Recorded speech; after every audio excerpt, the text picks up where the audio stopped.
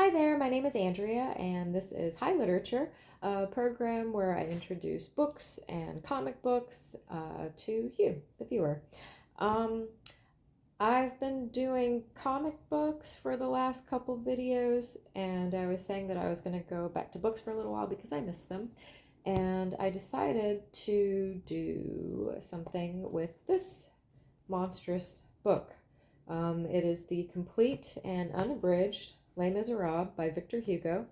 It's 1,400 pages, and I have read this giant monster thing maybe 6 times, if not more, and have seen the musical 0 times.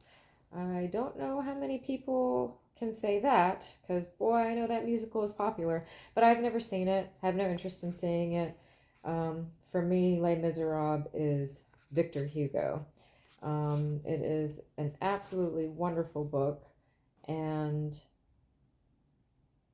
I had an experience with this book that actually, I guess you could say, was one of the inspirations for wanting to create this channel.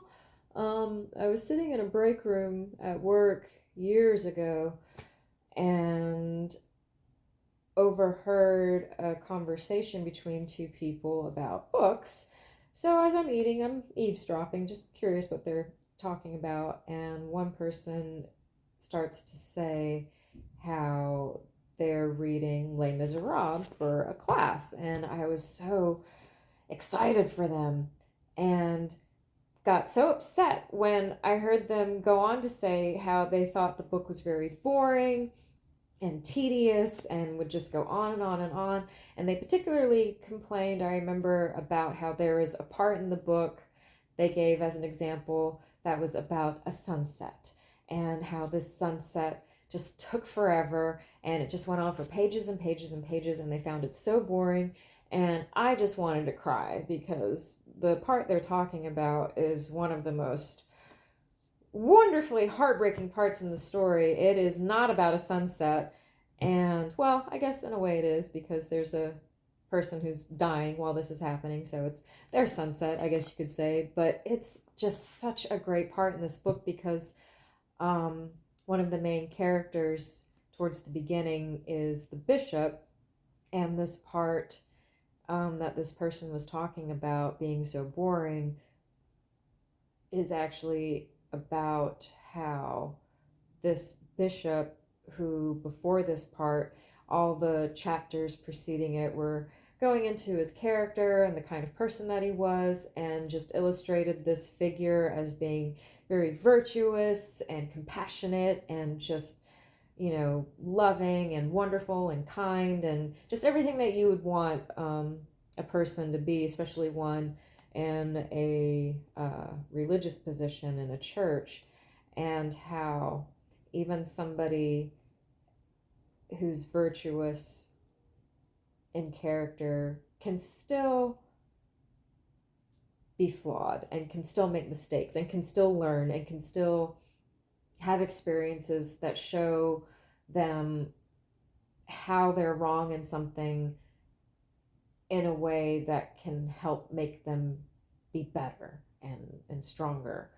And it's just so wonderful. And it was just so saddening to me to hear this person talk about this part in such a way that wasn't positive at all. And it made me feel like, gosh, I wish I could make you see it in a different way. And this place that I was working at the time, you got like a 30-minute lunch break. So the conversation was over as soon as it began. And that was when I never saw any of those people again. But man, this book, this was one that I had to take breaks reading because it would hurt my wrists so much holding this thing up. And the part I want to read, I'm not going to be able to do in this video. This is kind of a preview video. And I will share this much. So this book, it was published in 1862 when Victor Hugo was 60 years old. It was an instant success. And the publishing company, Hautville House, added this with the story, just to give you an idea of what kind of book this is. So this is from the publishing house.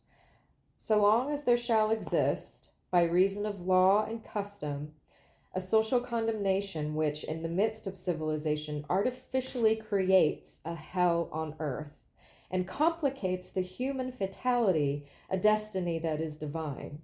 So long as the three problems of the century, the degradation of man by the exploitation of his labor, the ruin of woman by starvation, and the atrophy of childhood by physical and spiritual night, are not solved, so long as in certain regions social asphyxia shall be possible.